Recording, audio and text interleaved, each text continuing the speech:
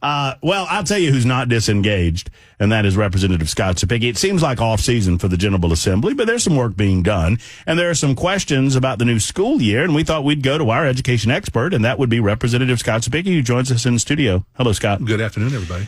You were telling me, and I know you're not here to talk about it, but you were telling me about your gallbladder situation. Everything okay? You had emergency gallbladder surgery? Yeah, about a week ago.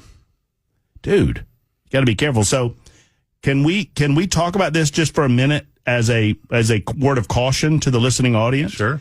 That if you see something, say something, right? If you feel a pain, go and address it. Talk about this. You came off the tractor and you felt a pain. And I spent the whole day a week ago Sunday just brush hogging on the farm trying to get caught up, and got to be late at night. I didn't eat well that day, and I developed a pain right underneath of my rib cage on my right side, and I just thought I pulled something and took some aspirin, tried to go to bed, and woke up at 10:45, panting, couldn't breathe. Went to the emergency room at Murray Regional, took really good care of me, and within about 4 hours, they were doing emergency gallbladder surgery on me. Woke up the next morning, and the doctor came in and told me, he said, if you'd have fell asleep on Sunday night, you would have been dead. Whoa. So your gallbladder swelled to the point that it was squeezing your lungs? It was almost 3.5 times its normal size. Holy shnikes. Everything okay? Yeah, just, I get tired around probably 7 o'clock at night now. Yeah. So I'm just slowly getting my wind back, I guess, so to speak. I have you might not know the answer, but knowing you might have done some. I don't know what the gallbladder does. It holds the bile that comes from your liver, and when you eat things that in your small intestine that trigger the bile to be needed to help digest your food, it's like a pump, and it squirts bile into your small intestine. Okay. Well, sometimes you'll get a gallstone in there that blocks it up, and so it swells and swells and swells and swells. And that's what happened? Until the point that it could burst and it could kill you. Holy moly. You know why everything worked out? Tell me, Bill. We finally beat Medicare. That's true. Joe Biden said we were going to beat Medicare. Do you have that clip of Joe? Oh, boy. Saying that if we finally beat Medicare. There you go. So you have Joe to thank. Bless his heart. Yeah, we can say that now. Bless his heart. Bless Kamala's heart, too, I suppose. Well, I'm glad you're okay. Yes, sir. Anything we can do? Just pray for me. Well, we'll do that. Pray for me. Absolutely. New school year, Scott. Yeah, it never stops. New questions. Yes, sir. There's some concern. We addressed this a couple of days ago, and I thought, well, why wouldn't we bring in the guy that I consider to be kind of my go-to expert on all things education as it relates to our government, and that's you. Yes, sir. And we passed a law that would compel our school systems to talk to parents and get parental consent over certain activities involving teachers, administrators, counselors, and or students. Walk me through what the intent of the law was. So the intent of the law was the issues with mental health, treating your students for mental health, talking to them about maybe transgender issues, talking to them about other things, about maybe pornographic materials that may be introduced in the classroom. What the General Assembly's intention is before you do those things, you have to have the consent of the parents. TCA Code Annotated is very clear that a minor who's someone under the age of 18, all decisions are made by the parent. Well, when you start talking about those life decisions of mental health, transgender issues, etc., what we thought would be smart with the General Assembly is to make sure that there's some type of communication to the parents, or if it's a classroom activity, to give the parents the ability to opt out and say, no, I don't want my student part of that. It's been taken so much out of context by some districts, Matt, not all the districts, because I gave you one from a county here that's very, very succinct about what the parents will be signing off on. We have some districts that are trying to issue blanket waivers. And as a parent, I would advise you from signing a blanket waiver for your child. There are things in here like rendering first aid for non-emergency health conditions, stomach ache, stuff like that. Render aid if emergency health, cardiac arrest, right? We want to make sure that they treat the children. If there's over-the-counter medication that the parents have given to their student, the nurse can help that student to take that medication. And then lastly, if you have doctor's orders, like let's say a child's supposed to get X, twice a day, the nurse would have the authority to do that based off of these disclosures that are already given. What we didn't want to happen was the things that were happening in our classrooms and our districts about treating children for mental health without letting the parents know, contraceptives without letting the parents know, I mean, was that why? I mean, I guess it's water under the bridge now because the law has been passed and it's in place. But was that a widespread situation? These types of scenarios that you just described, discussions about prophylactics or discussions about transgenderism. Had it become widespread, or was there a fear that it was about to be? Well, there was documentation that it was happening across the state. Okay. So, and remember, we don't legislate to one district; we legislate for 147 school districts. Now, we do understand there are some problems with the bill. We have to go back, and we've already talked about it with Commissioner Reynolds. They are working on some guidance for our districts on how to handle certain things. They're working with the Attorney General, and then also we know going back in, there'll probably be a cleanup bill specifically for this to start to give more clarification in code about how things are supposed to work. So when you say a cleanup bill, what do you feel like we need to clean up? Give me some examples. So there's this bill right now covers curriculum and standards. So a parent right now could object to state curriculum and standards for graduation rates and not require their student to take certain courses. That was never the intent of the law. Okay. So a parent could say, you know what, my child shouldn't have to take math to graduate. Under this law right now, they could do that. And so we've got to clean that up. We got to say this is not to intend those kinds of things. Wait, so the same law that provides that a guidance counselor or a school nurse has to get a parental consent to offer, I don't know, medication, aspirin to their kids, which seems like, that makes sense. You want to make sure the parent's aware because, there might be some sort of, issue involved, whatever. But that same law would allow a parent to say, we don't believe in math in my home, so we're not going to take math courses? Correct. It was way too broadly written. And so as people start to look at it and you start to see the application in real time, the problems start to come forward. So this bill will get fixed in the General Assembly next year with a cleanup bill. There'll be more clarification language coming from the department to make sure districts understand exactly what they're supposed to be getting waivers for. And hopefully this will all take care of itself. Is there it just occurs to me, and maybe I'm off base here, Scott, but, when I was in school, a lot of times when kids were going to guidance counselors or when kids were going to administrators or to trusted teachers, there were problems at home that they were trying to address. For example, physical abuse. So are you suggesting that under Tennessee law, guidance counselors or administrators cannot talk to school kids about potential abuse in the home until they get permission from the parents? No, that's still separate from that. That's a whole different part of law. That still gives those guidance counselors. If a student comes forward and they're talking about sexual abuse in the household or abuse of physical nature, they still have a procedure that they're supposed to follow, notifying the proper authorities.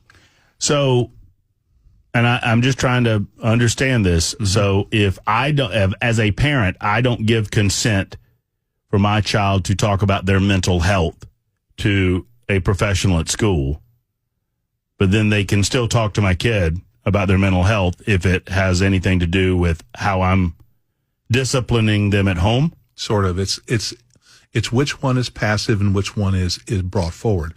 A guidance counselor can't initiate these conversations about how's your home life. Okay. But if the student comes and initiates an issue with them, they're obligated to make sure that they follow up on that. At what point is a guidance counselor in this example required to say, hold on a second, I need to make sure that I have permission to talk to you about this? That's the problem with the law right now.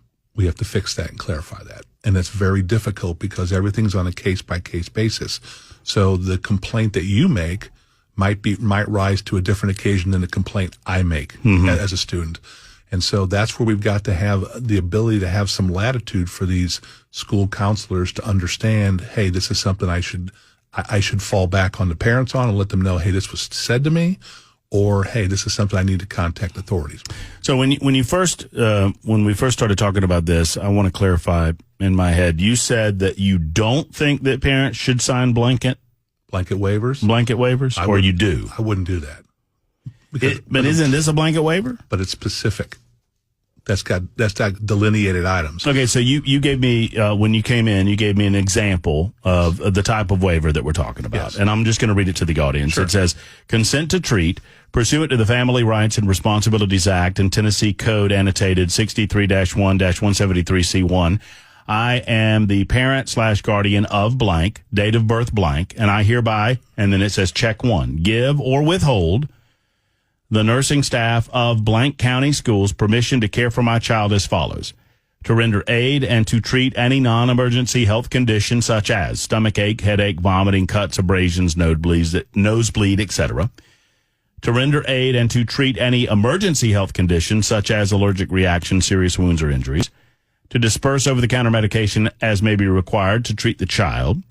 To follow medical orders received from treating physicians or other healthcare professionals. I understand that if I give consent, then I have the right to revoke consent at any time upon informing the school nurse in writing. I also understand that if I withhold or revoke consent, then I agree that I will come to the school immediately to care for my child myself. I also understand that the school staff, at its discretion, may call 911 to deal with any emergency, and that if they do so, then I may be responsible for any charges.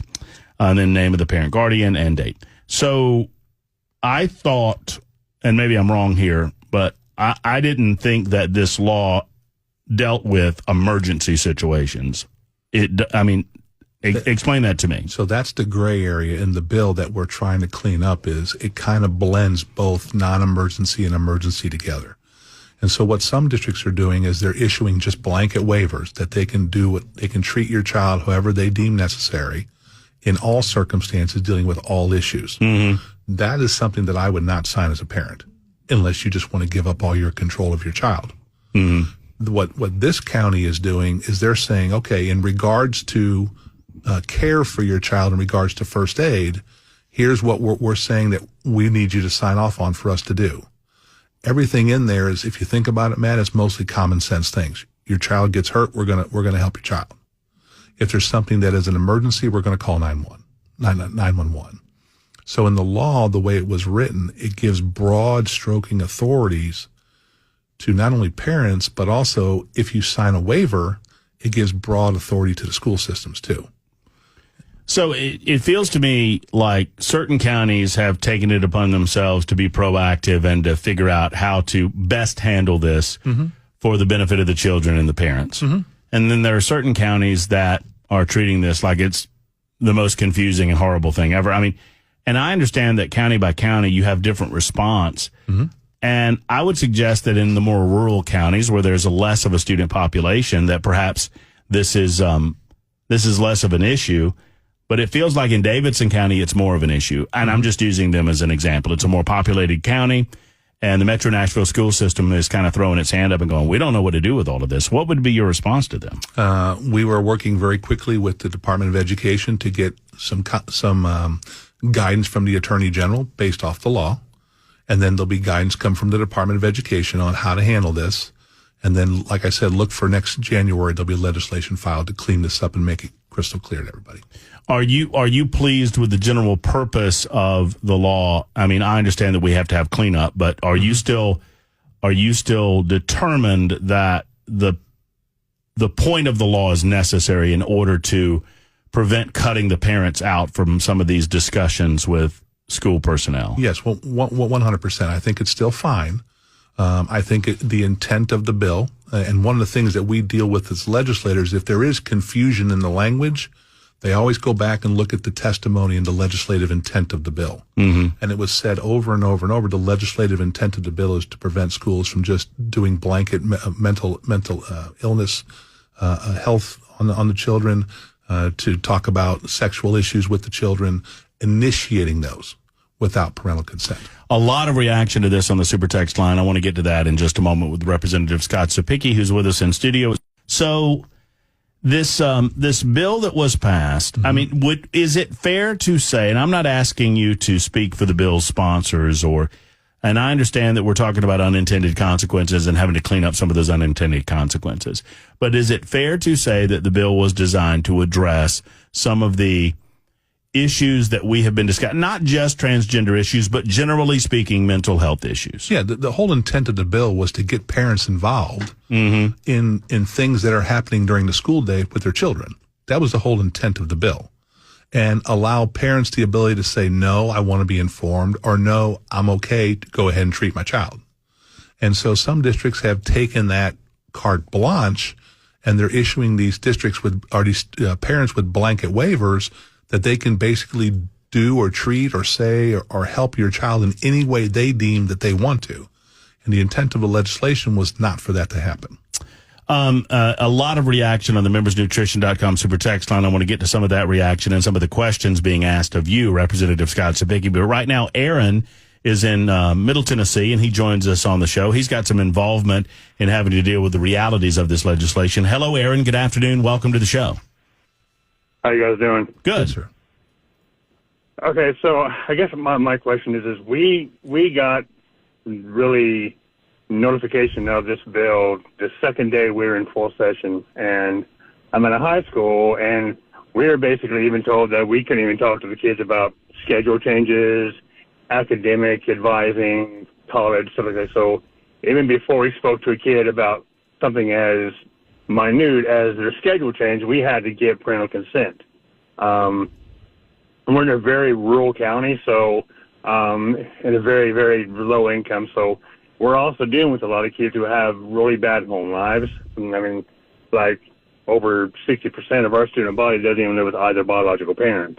So we also just have a lot of kids with a lot of issues, and it started to get tricky because we weren't sure what constituted as an emergent situation when what wasn't. So we didn't know what we could talk to the kids about without talking to a parent or guardian. So, I mean, is that in the scope of this bill, or did we go too broad?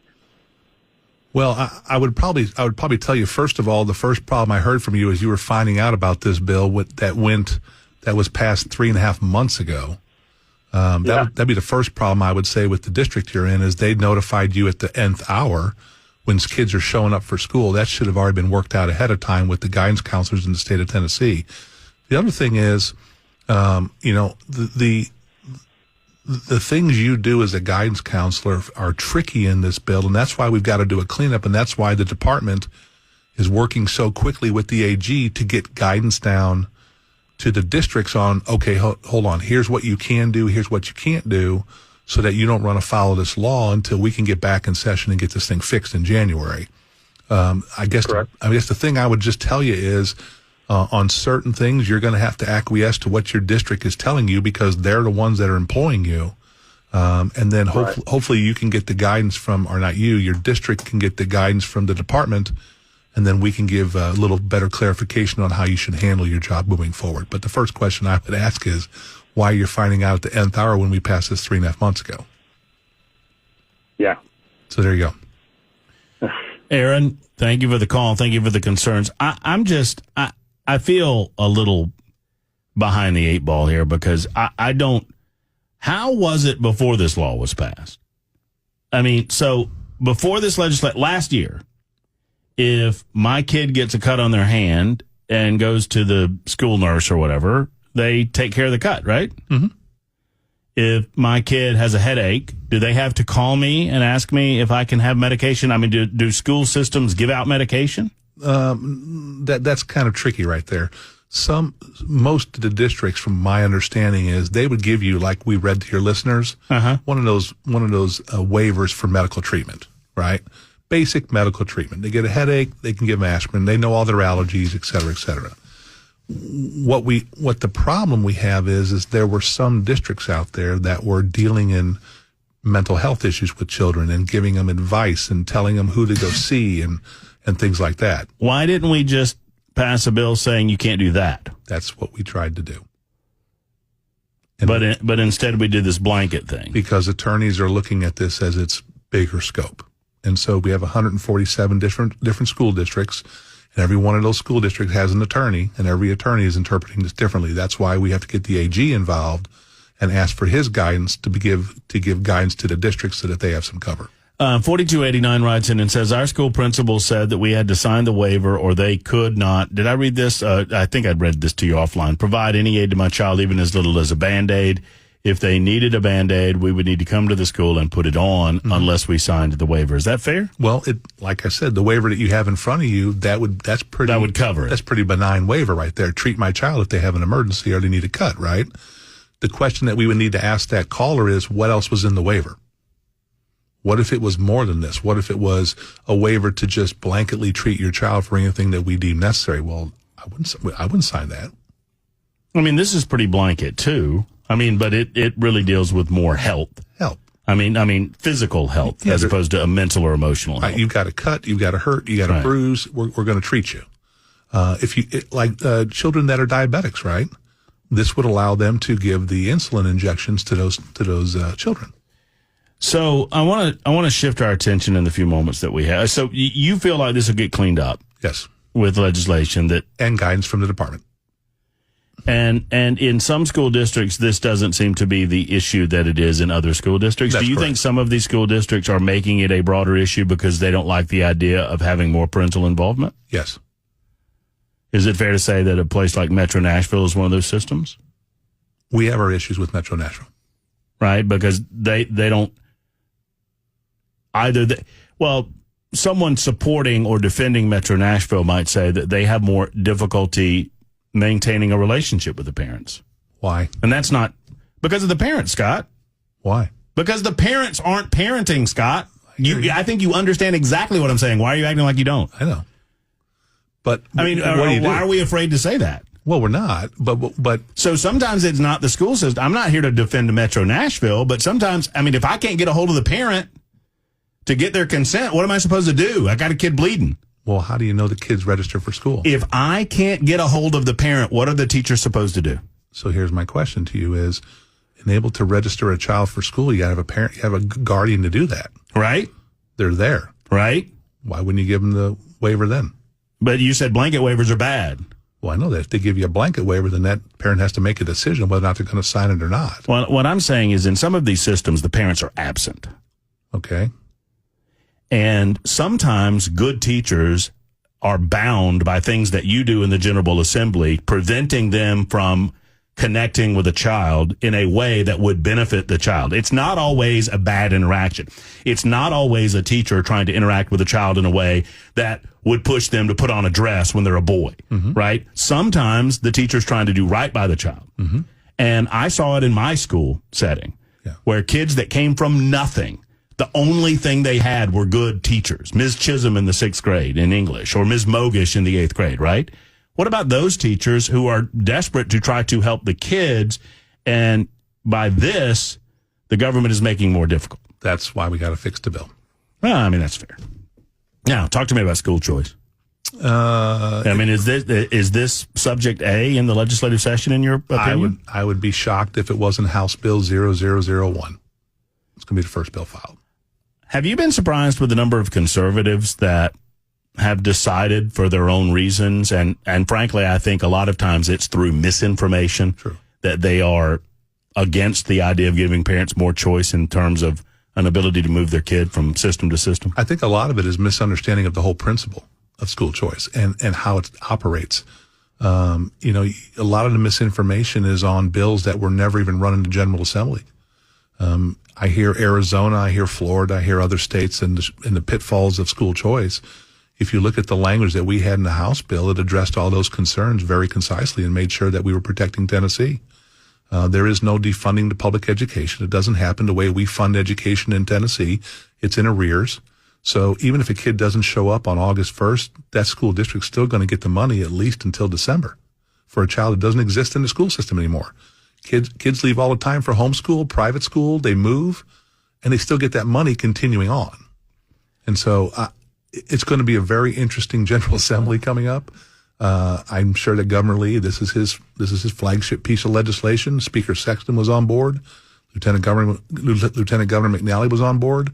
As you know, we passed this in 3 committees in the General Assembly, and it wasn't close. It passed every committee and then got stalled in finance. What is the what is the way to find common ground between yourself and the Senate? Isn't that the key to all of this? Mm-hmm. And I think we were close last year. We had a meeting with the governor and the Senate and the speakers, and we were going back and forth page by page of our bill, and we had pretty much struck an agreement on a Thursday. Did you feel like the House had because there needed to be concessions on both sides, do you feel like the House moved in the manner that it needed to with regard to conceding some of the things the Senate needed to see the bill pass? Yes, I think we were very close. I think we weren't haggling over the bill anymore. We were haggling over a couple of particulars that had to do with testing and evaluations of our teachers and our students, and I think we were very close to meeting a compromise there.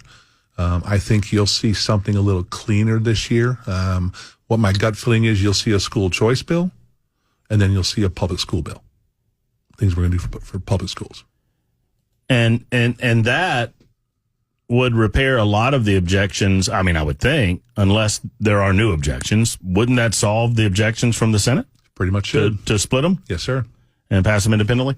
You and I talked off air momentarily about my support of something that Gavin Newsom is. I mean, I can't believe I'm saying this, but I actually agree with Gavin Newsom on something, the governor of California. What the hell is wrong with you? I know. Well, it's weird. There's two things they've done in California that I agree with. And I want to talk, I don't know what number 2 is, but here's number 1. Gavin Newsom's actually coming out and saying that he wants to pass legislation in the state of California that would ban cell phones from public schools during instructional time. I don't know what limitations that would include. Is that something that the state of Tennessee needs to do? Absolutely. We had that bill in committee last year in our full education committee, and it tied 8-8 with one person abstaining. We believe we had. I can't stand abstainers. Golly, I can't stand abstainers. We believe we had the vote in the Senate to pass that bill. I think you're going to see that run again, and basically, like you said, that the use of cell phones during instructional time would be prohibited in the state of Tennessee. How does that functionally work? Some teachers do it with the little pouches on the doors when the kids walk in. They just take their cell phones and put them in the pouch. Some districts are even having boxes. There's some kind of box. I'm sure your safe guy could tell you what kind it is. But they open this box up. The kids walk in. They put all their cell phones in there and they close the box up. There are very easy ways to do it. But I think what the locals are, because they already had the ability to create a policy to do it, but not many districts are doing it. I think the reason why is they want the General Assembly to just say, you shall have a policy about restricting the use of cell phones during instruction. I mean, it would be functionally impossible just to say that cell phones aren't allowed on school property, right? Very difficult. Very difficult. Because, the number of objections that you're going to get in individual circumstances, and it's private. There's a lot of things to overcome, but you can very much say once you come in the classroom, cell phones are off limits. Otherwise, there's disciplinary action. That's correct. That's correct. And I think you're going to see that pass this year. What else? So what was the number 2? The other one was property tax freezes in California. They've capped property tax in California where the local county commissions just can't raise taxes arbitrarily. They're capped at maybe 2% a year tops, max. And then other than that, has to go to referendum of the people. And what they've done in California is they've really protected their property tax from going up. Well, imagine that. California's doing something to limit the ability to increase taxes. Yes. It's a little late. It's about 40 years late for them, but not for us. Could you imagine what our lives would be like if they ran California like Tennessee? We'd be we'd have a lot fewer people. We'd have a lot fewer people here. And I talk to my colleagues out there. I got colleagues out there in California, and I scratch my head. I'm like, guys, if you would just run it like Tennessee, you wouldn't be hemorrhaging anybody.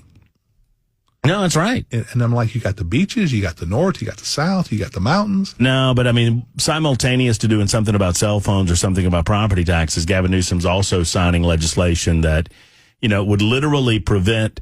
While we're working through this parental consent, which I think is a good discussion to have, and I think this is very productive. They're out there demanding that not only are teachers not required to tell parents, they're not allowed legally to tell parents. Correct. Which is 180 degrees out of phase. That's not Tennessee. As to where it should be. Not Tennessee. I appreciate you stopping by and educating us on some of the aspects of this legislation from last year. It's a robust debate. And by the way, I wasn't yelling at Scott. I was yelling at the situation. I get frustrated about these these school systems that they feign ignorance when they don't want to do something. And I understand that there's that side of it. But I feel for some of the teachers within those systems because I feel like they're very, very much stuck. And what I don't want to happen is that those teachers, I mean, sadly, what we see is that you see a teacher drain because those teachers, good teachers, decide, well, I can go to Murray County and not have to deal with all of this, or I can go to, I mean, and I'm not talking about the students or the parents. I'm talking about the administration. Correct. And we lose good teachers that are trying to do good by their students. That's what we're trying to fix. I appreciate you, man.